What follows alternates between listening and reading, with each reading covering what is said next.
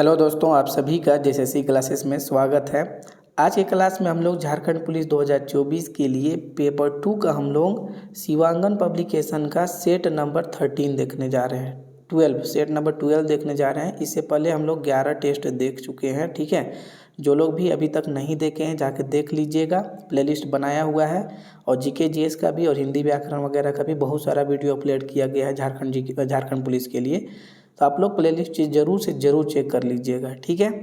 और अब आप लोग को ये जो बुक वाला जो मॉडल सेट है ये भी चलते रहेगा। साथ में जो सिलेक्टेड क्वेश्चंस जो एग्ज़ाम में बार बार पूछे जाते हैं हर एग्ज़ाम में, जैसे मैं आप लोग को कल एक वीडियो दिया था, तो उस तरह का भी वीडियो आप लोग को अब रेगुलर मिलेगा जीके का, ठीक है।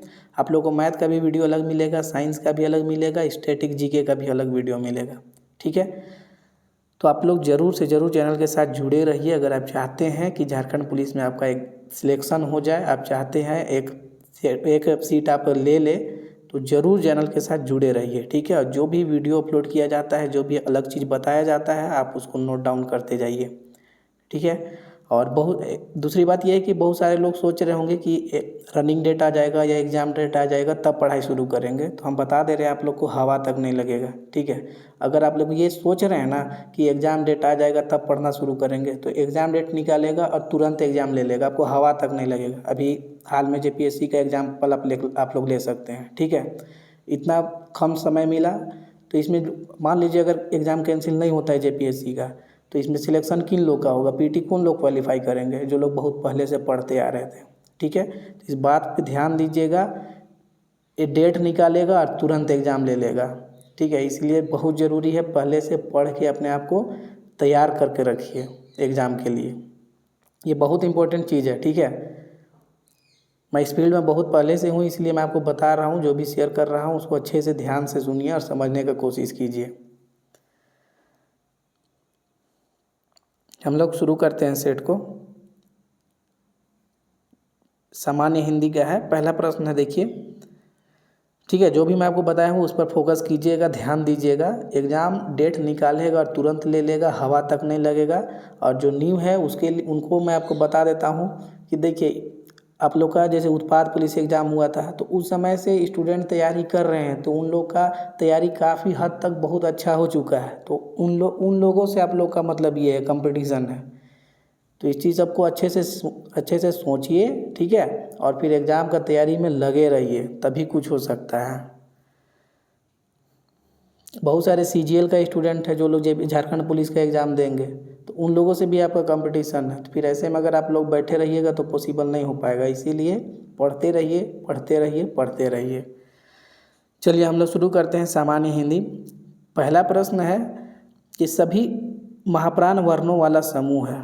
देखिए, महाप्राण वर्णों का समूह कौन सा है, ऑप्शन में ये पूछा जा रहा है।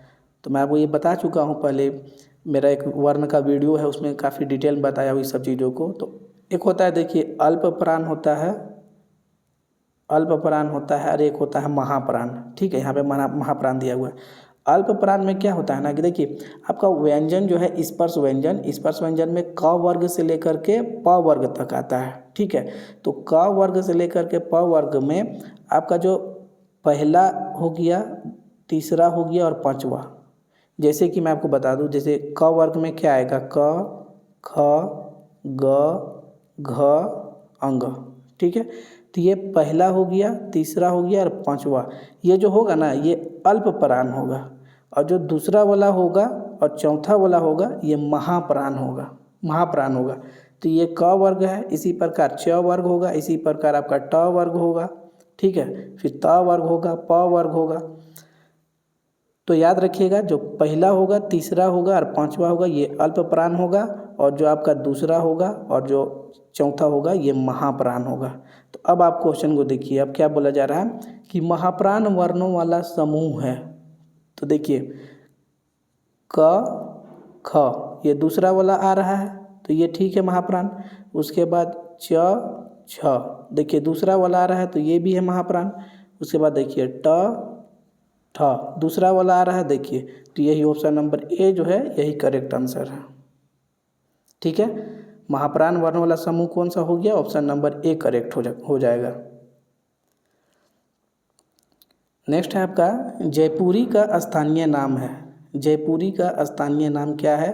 तो ऑप्शन नंबर सी होगा ढूंढाड़ी। ये जयपुरी का स्थानीय नाम है। नेक्स्ट आपका निम्न में से संज्ञा शब्द है, संज्ञा शब्द कौन सा है ये पूछा जा रहा है। देखिए पतला ये किसी चीज़ का विशेषता गुण को बताता है, तो ये तो विशेषण हो जाएगा। गहरा भी गुण को ही बताता है, ठीक है। यहाँ पे देखिए ये जो हरा शब्द है इसका संज्ञा के रूप में भी प्रयोग होता है और विशेषण के रूप में भी प्रयोग होता है। और जो सभा शब्द है ये आप जान रहे हैं ये समूहवाचक संज्ञा है, तो यहाँ पे correct answer option number C होगा। हालांकि जो हरा शब्द है इसका प्रयोग संज्ञा के रूप में भी होता है और विशेषण के रूप में भी होता है, ठीक है। और इसी से एक शब्द बनता है हरियाली, जो कि भाववाचक संज्ञा है। हरियाली ये भाववाचक संज्ञा हो जाएगा। यहाँ पे एकदम परफेक्ट आंसर होगा ऑप्शन नंबर सी सभा। नेक्स्ट लिंग की दृष्टि से दही क्या है? लिंग की दृष्टि से दही शब्द क्या है? तो ये पुल्लिंग है, ऑप्शन नंबर बी करेक्ट होगा। 5 है वधु का बहुवचन रूप होगा। वधु का बहुवचन रूप क्या होगा? ये वधुएं, ठीक है। यहाँ पे ये वाला फोकस करना जरूरी है, वधुएं होगा, है ना। 5 का सी करेक्ट होगा।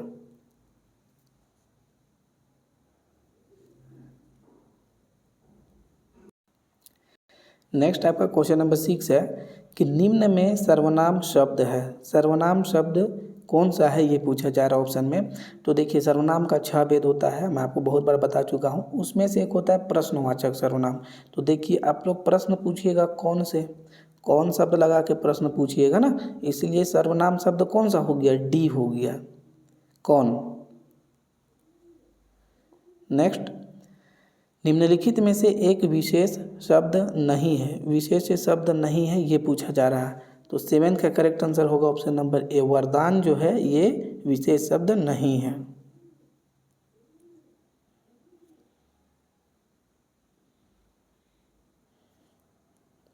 नेक्स्ट आपका चौथाई शब्द में विशेषण है, ये बहुत इंपॉर्टेंट क्वेश्चन है। चौथाई शब्द में विशेषण है, मतलब चौथाई जो है ये किस प्रकार का विशेषण शब्द है ये पूछा जा रहा है। तो इसका करेक्ट आंसर होगा अपूर्णांक बोधक। जैसे कि मैं आपको बताऊं कि जैसे हम लोग बोलते हैं एक चौथाई, एक चौथाई, तो एक चौथाई इज इक्वल टू कितना होता है? 0.25, है ना,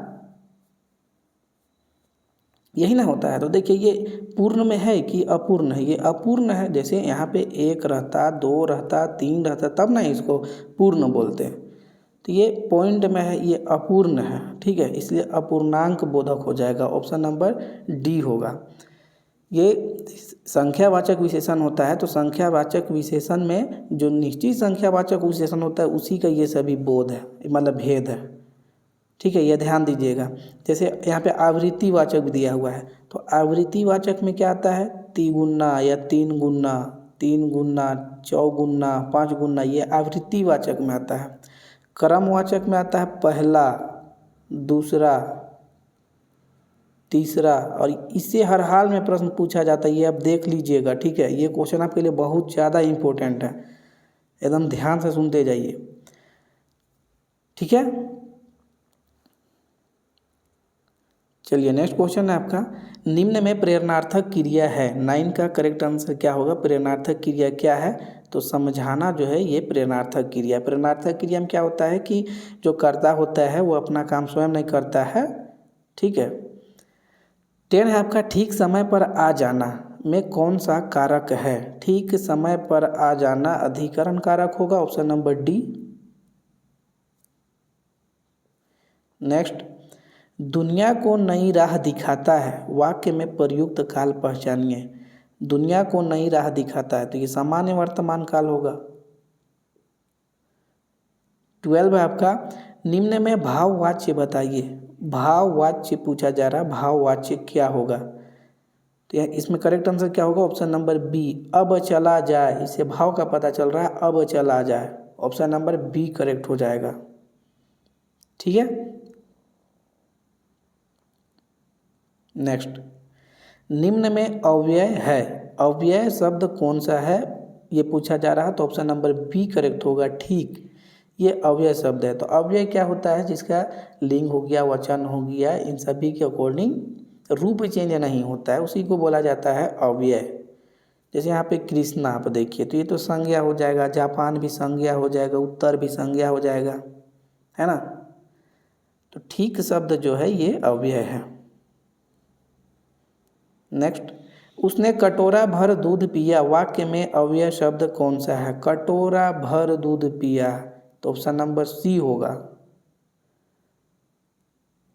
नेक्स्ट, और वीडियो को लाइक शेयर जरूर करते रहिए आप लोग, ठीक है। निम्नलिखित में से कौन सा शब्द तत्सम शब्द नहीं है? नहीं है ये पूछा जा रहा है, तो 15 का आपका करेक्ट आंसर होगा डी, परख। ये जो है ये तत्सम शब्द नहीं है। पर्ण का तद्भव शब्द है, पर्ण का तद्भव शब्द क्या होगा? पन्ना।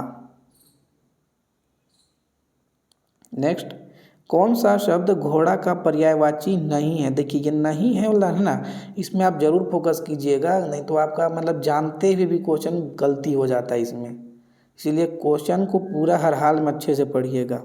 पर्यायवाची नहीं है ये पूछा जा रहा है, तो 17 का करेक्ट आंसर होगा शार्दूल। 17 का करेक्ट आंसर होगा सी, शार्दुल जो है ये घोड़ा का पर्यायवाची नहीं है। तो ये किसका पर्यायवाची है? तो शार्दुल जो है ये सिंह का पर्यायवाची है, आप ध्यान दीजिएगा।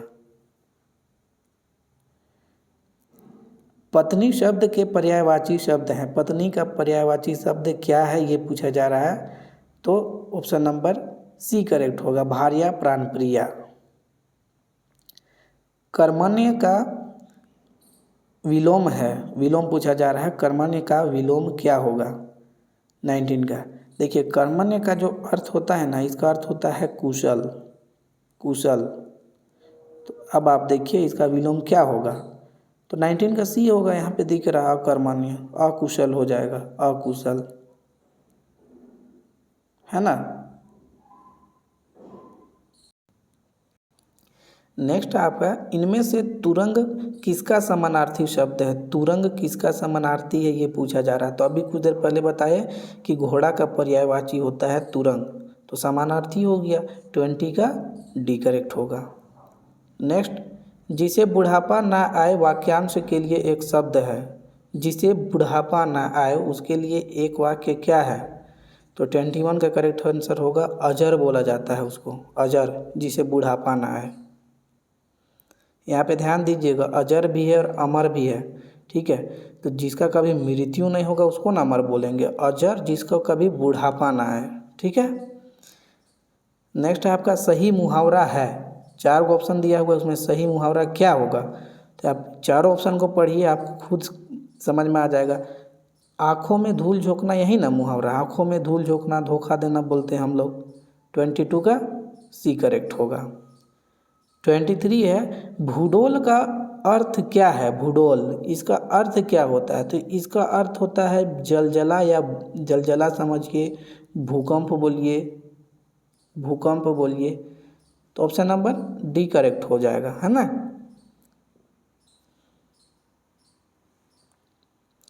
नेक्स्ट आपका, दुरात्मा में कौन सा उपसर्ग है? दुरात्मा में उपसर्ग पूछा जा रहा है, उपसर्ग क्या होता है? जो पहले जुड़ता है, तो आत्मा यहाँ पे मूल शब्द है। देखिए आप, हम उपसर्ग और प्रत्यय में क्या बोलते हैं आपको बार बार कि आप मूल शब्द को छांटिए, तो आपका उपसर्ग और प्रत्यय खुद अलग हो जाएगा। तो आत्मा मूल शब्द है, उसमें दूर उपसर्ग है, तो यहाँ पे देखिए ऑप्शन नंबर ए और सी दोनों दिया हुआ है, ठीक है। नेक्स्ट है आपका, निम्नलिखित में से किस शब्द में नी प्रत्यय नहीं लगा हुआ है? देखिए यहाँ पे भी फोकस करना है, नहीं लगा हुआ है ये पूछा गया है। तो यहाँ पे देखिए ऑप्शन नंबर ए में शेरनी, तो इसमें तो लगा हुआ है, शेर प्लस नी लगा हुआ है ना। मोरनी, तो मोर प्लस नी, कूटनी, कूट प्लस नी। इसमें देखिए ऑप्शन नंबर सी में देखिए, इसमें मूल शब्द क्या होगा? नौकर होगा, मूल शब्द नौकर, और इसमें प्रत्यय कौन सा लगा हुआ है? आनी, आनी, तो इसी में तो नहीं लगा हुआ है ना ऑप्शन नंबर सी में, बाकी में तो नहीं लगा हुआ है, तो यहाँ पे ऑप्शन नंबर सी करेक्ट होगा। 26 है, महेंद्र का संधि विच्छेद क्या है? महेंद्र का संधि विच्छेद क्या होगा? तो महा प्लस इंद्र इज इक्वल टू महेंद्र। 27 है, जिस समास में उत्तर पद की प्रधानता है उसे क्या बोलते हैं? देखिए ये बहुत इंपॉर्टेंट क्वेश्चन है, उत्तर पद की प्रधानता वाला समास कौन सा है? तो आप बताइएगा ऑप्शन नंबर ए, तत्पुरुष समास में जो उत्तर पद होता है वो प्रधान होता है, उत्तर पद। ठीक है, देखिए समास दो पदों से मिलकर बना होता है। एक पद को बोलते हैं पूर्व पद, पूर्व पद यानी कि जो पहला पद है वो हो गया पूर्व पद, और एक होता है उत्तर पद, उत्तर पद। दूसरा पद होता है उसको बोला जाता है उत्तर पद। तो जो तत्पुरुष समास होता है उसमें उत्तर पद प्रधान होता है। ठीक है, ध्यान दीजिएगा। जैसे यहाँ पे और ऑप्शन दिया हुआ है बहुब्रीहि, बहुब्रीहि में दोनों पद प्रधान नहीं होता है, कोई अन्य पद प्रधान होता है। ठीक है, और अव्ययी भाव समास में क्या होता है, तो इसमें पूर्व पद प्रधान होता है, ये ध्यान दीजिएगा। 28 है आपका, वाक्य में जिसके विषय में कहा जाता है वह है, जिसके विषय में कहा जाता है उसको क्या बोला जाता है, तो 28 का करेक्ट आंसर होगा ए, उद्देश्य। देखिए वाक्य का दो अंग होता है, यहाँ पे अंग बोल रहे हैं हम, भेद नहीं बोल रहे हैं। ठीक है, तो वाक्य का दो अंग होता है, एक होता है उद्देश्य और एक होता है विधेय। उद्देश्य होता है जिसके बारे में बोला जाता है ना, तो उसी को उद्देश्य बोला जाता है। और एक होता है विधेय, विधेय क्या होता है कि उद्देश्य के बारे में जो चीज़ बोला जाता है उसी को विधेय बोलते हैं। जैसे हम आपको एग्जाम्पल से समझा रहे हैं कि राहुल स्कूल जाता है, राहुल स्कूल जाता है, ये बहुत इंपॉर्टेंट है, एकदम मिस मत कीजिएगा, एकदम ध्यान से सुनिए जो भी बता रहे हैं। ठीक है, हम चाहते हैं कि आपका सिलेक्शन हो, इसलिए हम इतना डिटेल में आपको समझाने की कोशिश करते हैं, नहीं तो हम सिर्फ आंसर बताते जाते हैं और कहानी खत्म हो जाता है। हम चाहते हैं आपका सिलेक्शन हो। ठीक है, तो ध्यान से सुनते जाइए।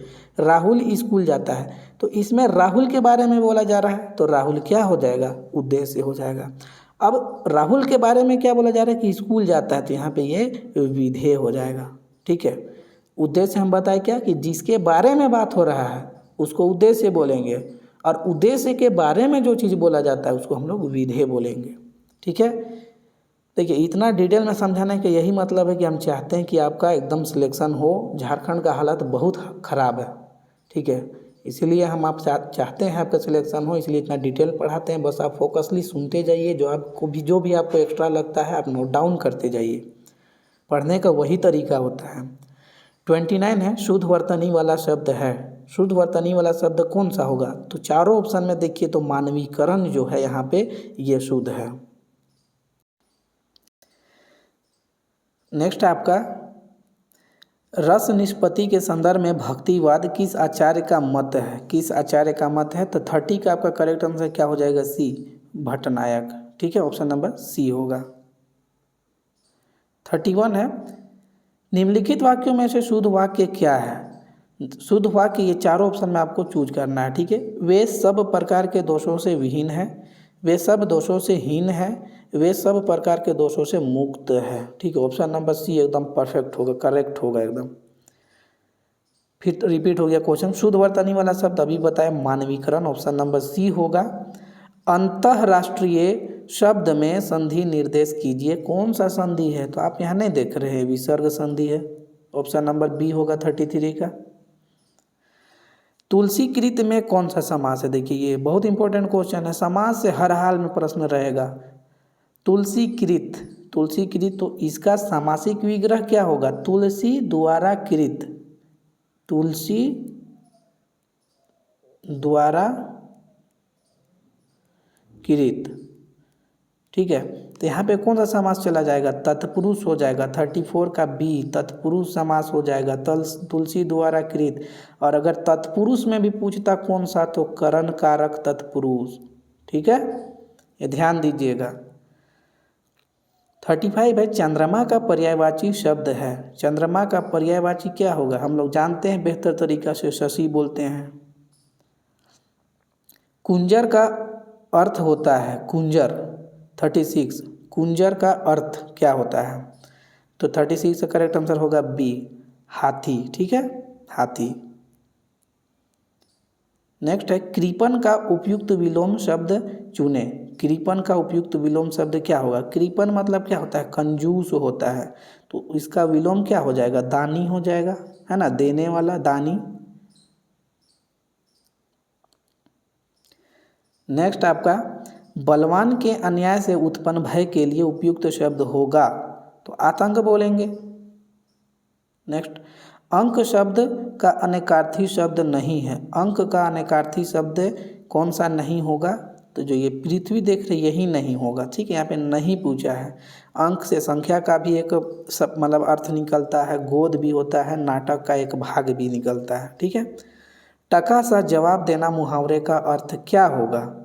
तो इसका आप लोग कमेंट करके बताइएगा। इसका करेक्ट आंसर मैं आपको तो टिक कर ही दिया, साफ इनकार करना। टका सा जवाब देना यानी कि साफ इनकार करना। 40 का सी होगा। आई होप कि आप लोग को वीडियो अच्छा लग रहा होगा। अब हम लोग करते हैं जीके का क्वेश्चन। ठीक है, सामान्य जीके 51 है, किसने बंगाल की राजधानी मुर्शिदाबाद से मुंगेर स्थानांतरित किया था? बहुत इंपॉर्टेंट क्वेश्चन है कि बंगाल की राजधानी को मुर्शिदाबाद से मुंगेर किसने स्थानांतरित किया था? ऑप्शन नंबर ए होगा मीर कासिम। ठीक है, मीर जाफर का दामाद था मीर कासिम। ठीक है, 1760 में 1760 में इसको हटा करके इसको बना दिया था ये अंग्रेज लोग, इसको ये नवाब। ठीक है, और इन्हीं ने जो मीर कासिम था फिर यही मुर्शिदाबाद से मुंगेर स्थानांतरित कर लिया था दिल्ली को। 52 है आपका, सती प्रथा का उन्मूलन किसके सहयोग से हुआ था? सती प्रथा को, ये बहुत इंपॉर्टेंट क्वेश्चन है। आपको इसमें ये भी ध्यान दे, इसमें 3 प्रश्न आपसे पूछा जा सकता है। क्या कि किसके सहयोग से किया गया था? तो आप बताइएगा राजा राम मोहन रॉय के। पूछेगा कि उस समय वायसराय कौन था? तो आप बताइएगा Lord William Bentinck. Lord William Bentinck, आप ये बताइएगा।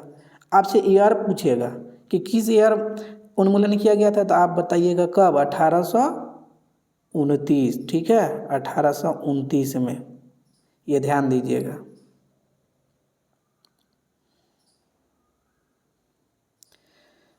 नेक्स्ट आपका, रुद्रदामन से संबंधित कौन सा अभिलेख है? रुद्रदामन से संबंधित अभिलेख है जो जूनागढ़ अभिलेख है, और इसी को गिरनार अभिलेख भी बोला जाता है ना।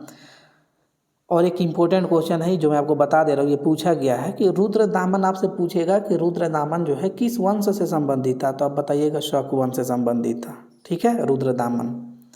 54 देखते हैं, किस मुगल शासक ने शाहू को मुक्त किया था? शाहू को मुक्त किसने किया था? तो मुअज्जम।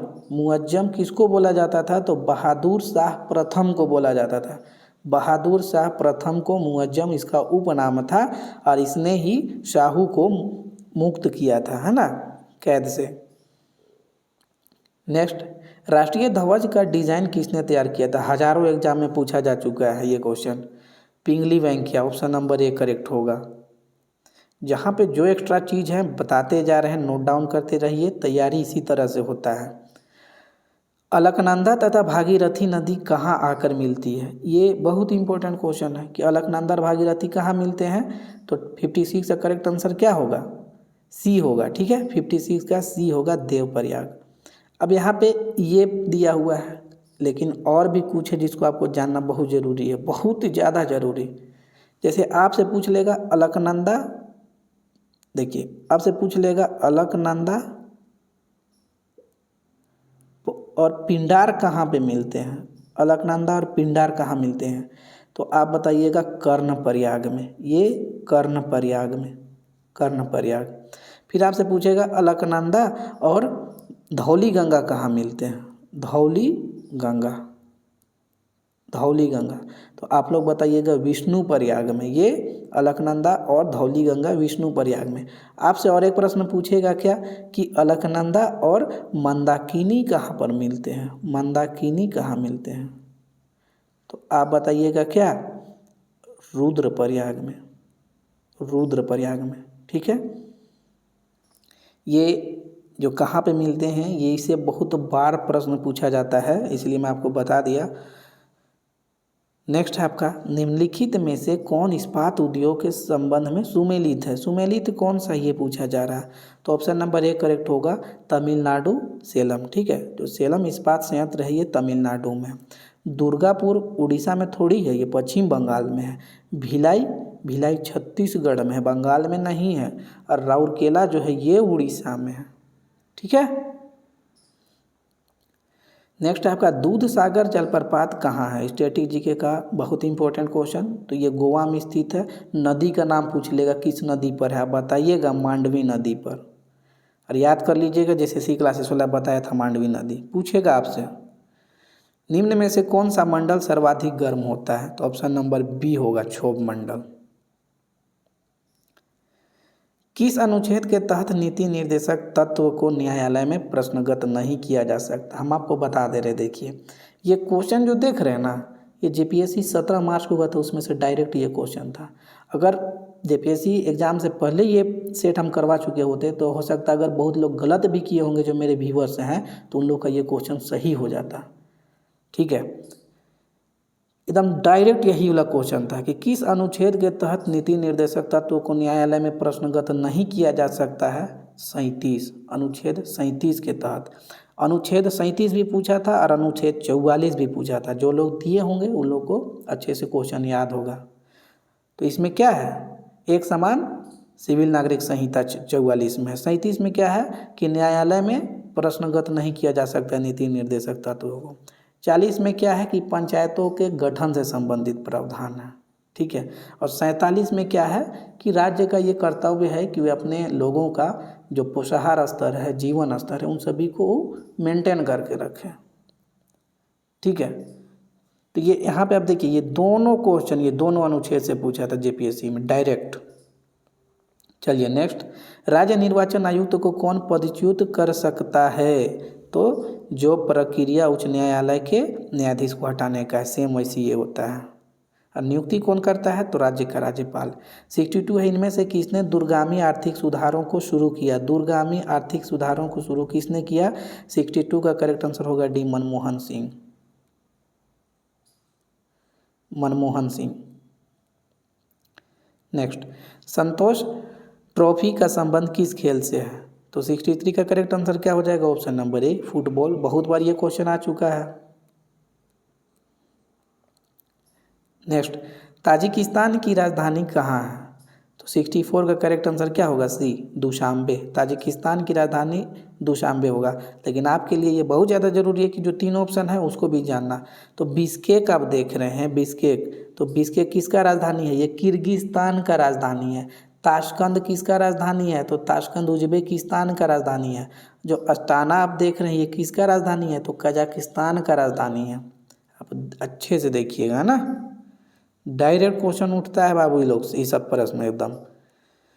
झारखंड के किस जिले में गर्म पानी का तालाब स्थित है, गर्म पानी का तालाब कहाँ स्थित है, 4 ऑप्शन दिया उसमें से देखिए हजारीबाग में है ज़्यादा। ठीक है, अभी धनबाद में भी एक है, तेतुलिया गर्म जलकुंड जो है ये धनबाद में भी स्थित है। और अभी तक मैं झारखंड का बहुत सारा बुक पढ़ा हूँ, उसमें अभी तक रांची और गिरिडीह में अभी तक नहीं, मतलब ऐसा कोई कंटेंट नहीं मिला है जिसमें ये बताया गया है। ठीक है, धनबाद में आपको तेतुलिया जो गर्म जलकुंड है ये देखने को मिलता है। बाकी हजारीबाग में तो बहुत है, सूरज कुंड है आपका, हरहद है, कावा है ना। मृग मरीचिका बनाने वाली परिघटना को क्या कहते हैं, तो मृग मरीचिका बनाने वाली परिघटना को क्या बोलेंगे, 66 का करेक्ट आंसर होगा पूर्ण आंतरिक परावर्तन के कारण ही होता है। मायोपिया समरूप है, मायोपिया किसको बोलते हैं, तो निकट दृष्टि दोष को ही मायोपिया बोलते हैं। 68 बहुत इंपॉर्टेंट, एकदम वीवीआई करके एकदम नोट डाउन कर लीजिए। जेट इंजन की संरक्षण के नियम पर कार्य करता है, और आप इसमें कंफ्यूज करेंगे ऑप्शन नंबर सी में और ऑप्शन नंबर डी में, लेकिन आपको कंफ्यूज नहीं करना है, आपको 68 का सी रखना है। ठीक है, रैखिक संवेग, रैखिक संवेग बहुत ज़्यादा इंपॉर्टेंट क्वेश्चन है ये। 69 है आपका, किसी भी तत्व के मोल के 1 ग्राम द्रव्यमान को कहते हैं, क्या बोलेंगे, तो 69 का डी होगा आणविक द्रव्यमान।